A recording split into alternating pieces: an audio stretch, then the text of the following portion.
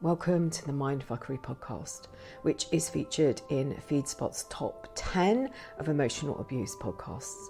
I'm your host Elizabeth, and in here we explore the areas where others fear to tread. I'm the founder of the Divorce Sanctuary and Wound Talking. I'm also author of Finding Lily, the A to Z of emotional abuse and divorce matters. I've been a woundologist for over 20 years, working with past life wounds, clearing ancestral trauma and working with this life wounding. It's through my own personal journey I know how much this hurts and how confusing life becomes. So many questions, no real answers. I'm on a mission to educate as many people as I can on the effects of trauma on our lives and our children's lives, healing those wounds and healing the wounds of our mothers and our fathers. It stops here, it stops now, and it stops with us. So welcome along for the journey of a lifetime. And you are so very, very welcome. This week I want to talk about loss of identity, and I want to talk about self-care. And if you can stay on your body, I'm going to talk about that a bit more and why that is so important. And then adding in the self-care and how that can help you understand who you really are, process what's gone on, and why you're confused, what's been going on in your life that has got you to this point, and then see the patterns. I think that's a really important process. See the patterns that run throughout your life and throughout your relationships, and then start maybe putting boundaries in place, building yourself back, putting yourself back together. At the time of writing Finding Lily, I think I was tweaking it. I'd written the whole thing. I came across, I think it was a blog post or something, and it was from Glennon Doyle. And she said, this is what I learned. You can be shattered and then you can put yourself back together piece by piece. But what can happen over time is this. You wake up one day and you realise that you've put yourself back together completely differently. And actually, that's just reminded me of something called kintsugi, which is a Japanese art form. It's a form of repairing broken objects. What they actually do is they put them back together with gold. So kintsugi actually means join with gold, and it's usually a pot or something like that. And they put this gold lacquer in between the shards and bring it together. And by doing this, they're creating an even more beautiful object through that act. It's not uncommon to come out of an emotionally abusive relationship feeling dazed and confused and wondering who you are, what happened, how did you get to this point. Coercive control is an act or a pattern. Emotional abuse is coercive control. It's a pattern carried out through forms of threats and humiliation and intimidation. It's a manipulation. The whole relationship was about power and control. And coercive control is emotional abuse. It's used to harm and it's used to punish a victim. It's used as a form of behaviour to make a victim dependent on the abuser. And they isolate their victim from their friends and family. They exploit them. They deprive them of their independence. They regulate their everyday behaviour. Coercive and controlling behaviour, it doesn't relate to one single incident. It's a pattern and it occurs over time. And as I said, it's to exert power and control over another person. Now, the person doing this, the person that's creating this drama, the person that's wanting the power and control, is actually the more insecure partner who lives in fear of abandonment. And this coercive control creates invisible trains. People might ask, why didn't you leave sooner? How could you not see what was going on? And perhaps on some level you did. You might have seen red flags. You might have felt that something was wrong or off in the relationship. But we have a survival mode. Our body and our minds are designed to survive. That's why a child cries. They know that by reaching out verbally, they can communicate on a level with their mother or their father, and their needs will be met. It might take a little while to work out whether the child's crying because it's uncomfortable and it needs winding, whether it needs to change of nappy, whether it's hungry. But the parent, a mother or the father, start to learn the cries. And over a period of time, as that baby develops into a child, they start to become aware of asking and reaching out in different ways. But survival is inbuilt. So it might be that you didn't leave initially because you're surviving. You don't know how outside of the relationship you're going to survive. It might be that you've been told on repeat that you can't live without this person, that they're the best thing that's ever happened to you. And when you're told this continuously, you start to believe it. And then you start to wonder how you would survive on your own without them. If you've been financially controlled, you won't have the resources. And they manipulate you by undermining the people around you, telling you that you can't trust them. They're not there looking out for you, not like the abuser is. And this cycle of abuse that goes round, they take you round this wheel and they go from idealisation to devaluation to discard to idealisation to devaluation to discard. Each stage gets shorter. So that love bombing, that idealisation, that time that you're soulmates and you can't live without them and that you're the best thing that's ever happened to them. They're never going to do this again. They promise and promise and promise this isn't going to happen until they start devaluing you. And then they start discarding you and then they whiz you back round. But each time this gets shorter. Each time the stages get shorter. And then you come out of this relationship, whether you escape or whether they discard you with the final discard, it doesn't really matter because the damage has been done. Some people wake up. Some people wake up to the abuse and they say, I'm done now. I can't do this anymore. And they walk away. They're able to plan how to get out. And other people will go through that very painful discard stage. It doesn't matter on whichever way you get out, there is a damage. It's like Chinese water torture. It's done very slowly. It's drip fed. This information is drip fed. So 1 minute they're praising you and telling you how amazing you are. And then a few sentences later, they're criticising you. It might be a few weeks later, they're criticising you for the very thing that they thought was amazing about you. And then not only that, they create these invisible chains and they're the ones that stop you from walking away. There's also the fake future. The fake future, if you think about a slot machine, you're standing in a casino or an arcade and there's a machine in front of you and you've got a bag of coins or a cup of coins or a pocket full of coins and you put your money in and they're set up so you make a little win and then you put that back in and you make a little win. But the win is smaller each time, but you're waiting for that jackpot. This is what happens with the fake future. You're standing there, only the money is your energy. It might be physical money, it might be objects, but you're feeding this in to the machine. It might be your time. It might be giving up things for the relationship, for the abuser, part of your personality, and you're waiting for that payout. And this is what happens in these relationships. You've been promised a fake future that isn't going to happen, was never going to happen. That wasn't part of the plan. That's not how a fake future is created. It's created on beliefs. And those beliefs have got just a sprinkling of what you want for your future, mainly around the abuser and what they want. But there's a sprinkling of your dreams and your hopes and your wishes for the future.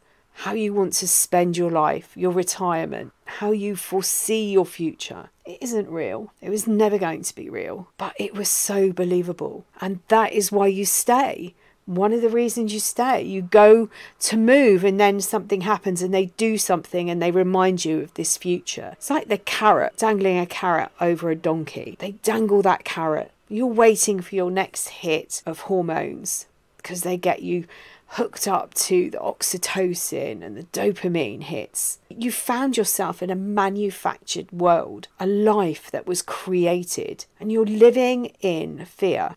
So some of the examples of coercive control, I have mentioned a couple of them, are isolating you from friends and family. They can be monitoring you, and this can be done through spyware. It could be done via online communications. They take control over aspects of your everyday life, such as who you can see and where you can go and what you can do. In some instances, what you can wear and when you can sleep. And they deprive you of access to support services that might be medical services. They're repeatedly putting you down, telling you that you're worthless, humiliating you, degrading you, dehumanizing you, turning you into an object, which is really interesting. I used to speak about this a lot. Turning you into an object, not a person. Controlling your finances, making threats, intimidating you. The dehumanizing aspect, that they see everything in their life as an object. It has no feelings, it has a use. So if you looked at, or take for example, a washing machine or a fridge freezer or a kettle, it's an object. It has a role to play, and that's what they do. They see people as objects. And in the same way that they have created a persona for themselves based on what they believe you're looking for in a partner, they too create a scenario and a persona for you. So when you don't live up to the expectations of the persona that they've created for you, you then become surplus. You become defunct, you become broken. And this is how they can justify their behaviour, because it's not their fault and their behaviour that's questionable. It's yours, because you're not living up to the unrealistic expectations that they've created for you. And you might even remember, or it might be something you're going through at the moment, thinking, but that isn't me and I'm not that person. And they're trying to put you into this category. And that's how they do it. They justify you because you are an object to them. And objects that are broken, and because you're not living up to your expectation of, or their expectation of you, are removed, thrown away. What do you do with a broken washing machine? What do you do with a broken kettle or a broken fridge freezer? They might be removed for recycling, taken to the tip, dumped. And these people have no empathy and no emotion because they can't connect.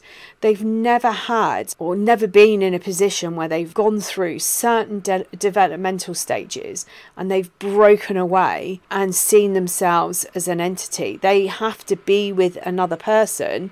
That's how they feel whole. They can't feel whole on their own. It takes time to untangle from these invisible chains. It takes time to understand what was going on. And an emotional abuse erodes your personality. It might be that you actually don't know who you are because you are never in a position or allowed to investigate, to research, to find out. We live in tribes, and as part of our survival system, we have learned that it's not safe to be kicked out of a tribe. So if we go back centuries to, say, caveman days or living in the savannah, and we lived in a tribe and we would go and move with that tribe, we would eat with that tribe, and people might break off into smaller tribes, but as a big whole, it might be that you have a group that would cook, a group of hunters, a group that looked out and protected. But to be kicked out, to do something wrong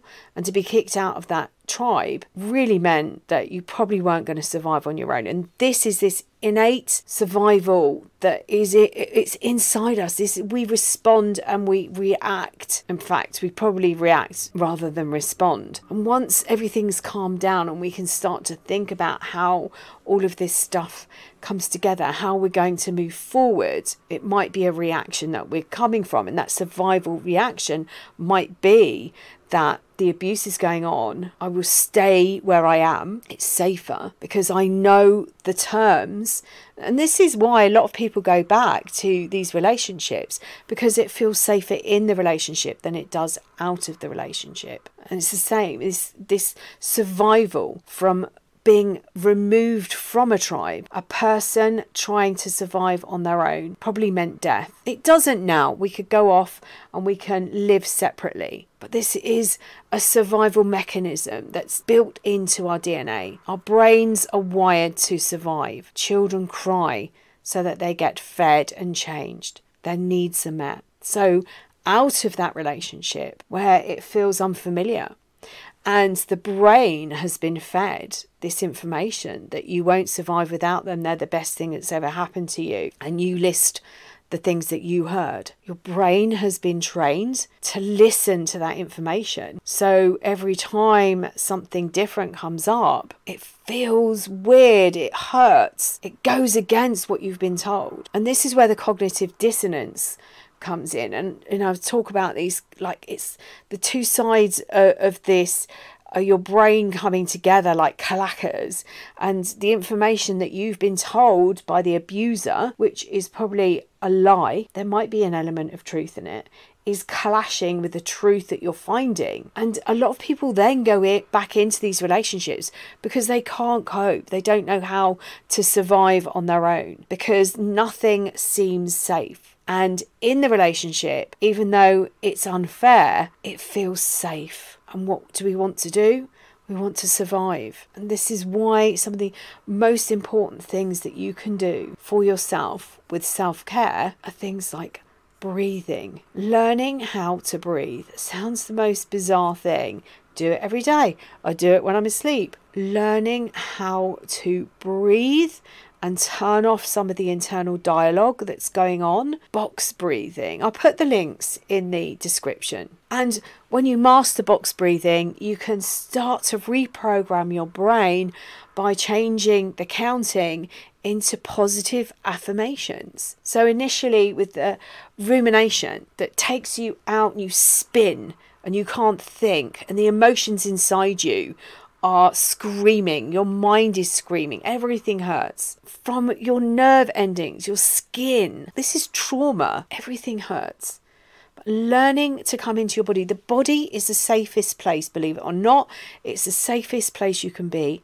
Your head was poisoned, your head has been manipulated, your thoughts have been changed. And if you think back, and for some, this happened from a young age. If you've been in a relationship with someone since you were at school or at college or at university, this has been going on, it could have been going on all of your married life, all of your relationship. You've been listening to this information, to all of a sudden start challenging it. It can be quite scary. Now, I talk to people and work with people that have been in these relationships for like 30 something years. So it can be really, really scary to challenge. But if you can think back, it might be that when you started to hear some of this information, you might have challenged it then and thought, why are you saying that? Why are you saying that? Just a while ago, you were telling me how amazing I was when I did that. And now you're criticising me for it. That's really weird. Why have you changed? And it's those little tiny red flags that you might have seen. And then they did something else. When you challenged them, they were like, oh, no, I was only joking. I was only kidding. You're too sensitive. And they do this over and over a period of time, over years, over decades. So to then come out, you've probably forgotten. And it might be that fleeting, why are you saying that? I remember that a few times. I saw the red flags. That's why I say you probably saw the red flags, because I did. I saw the red flags and I went to question, or I did question, and I was given an answer, or it was laughed off, or it was silly. Oh, I was only joking. So the mind has been tricked.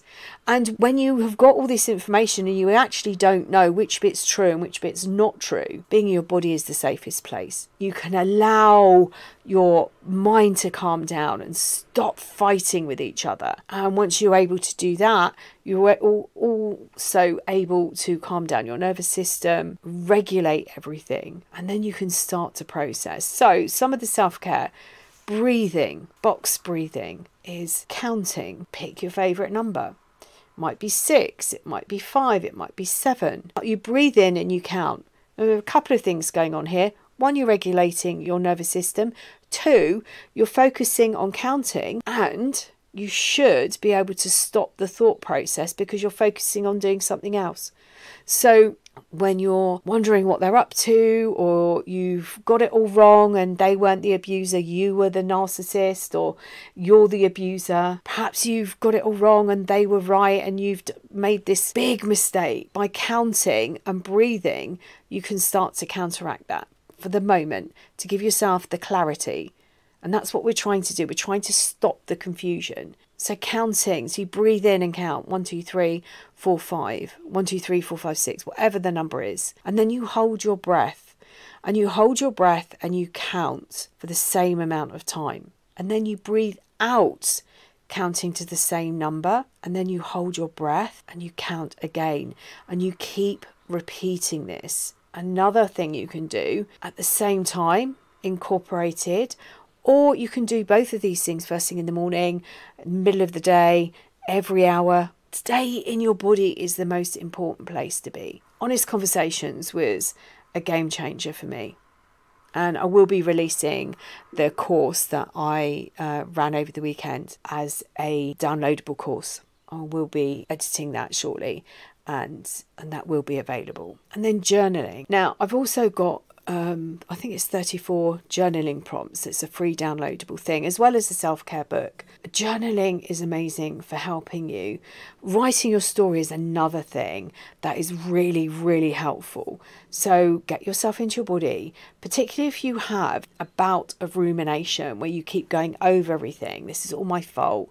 I did something wrong. It wasn't them, it was me. I've got it all wrong. You can then get in your body and then start writing what actually happened. When you start writing what happened, you see the patterns. I always think it's really helpful to have the story written out so you can refer back to it, whether it's in a notebook or a diary. A diary is really helpful, particularly when you're healing, to help you concentrate on where you're supposed to be doing, where you're supposed to be, what you're supposed to be doing at certain times. The mind has got so much going on. And what we're trying to do is find a way of calming everything down, the body and the mind, so that they come together. And self-care is so important. It is one of the most important things you can do. Whether you do it once a week and set yourself some time aside and really, really focus on it. I encourage you to do something daily if you can. Maybe that's just setting your alarm 10 or 15 minutes early. But I also know, because I've experienced horrendous adrenal fatigue, I know that sometimes when you're going through those bouts, adrenal fatigue is horrendous, that you can't sleep and then you sleep and then you sleep through your alarm and then you're late, and it was just a horrendous time. I remember it so clearly. There are cortisol patterns that are going on. I think I did a podcast on it. I'll link that into the notes as well. You lose your identity because it was taken away from you.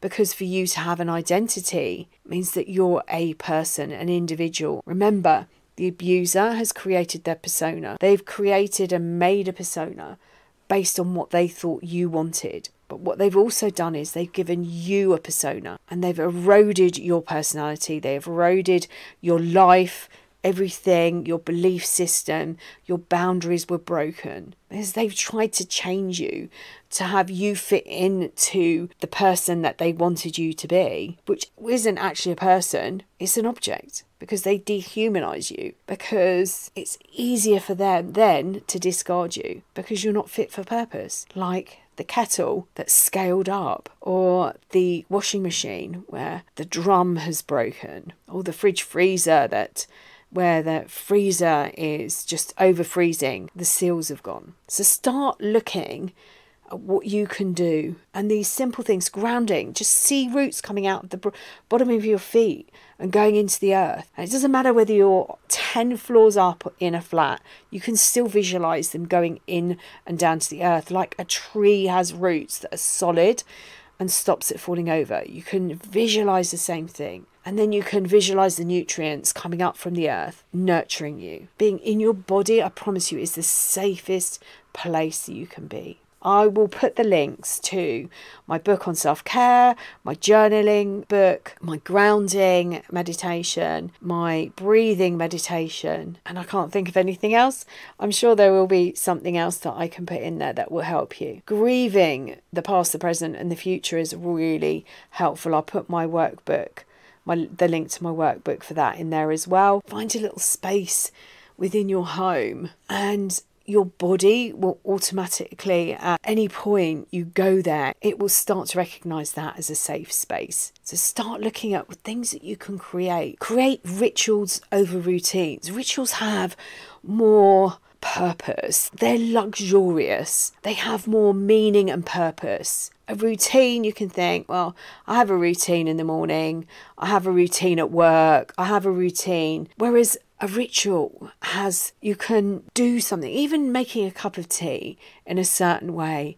You can have the kettle boil for a certain period of time, the tea bag or the tea, maybe it's fresh tea leaves you use, brewing for a certain period of time. You can ground while you're doing it. You can do all sorts of things and build that into a ritual. A ritual is richer, nurturing. So start to think about things that will nurture you, that will help you. Because once you stay in your body, you're coming out of survival. You can start to think of the future. You can start to plan and look at your finances and what you can do, and start to look at ways of creating a future that's going to benefit you. I hope this has been useful.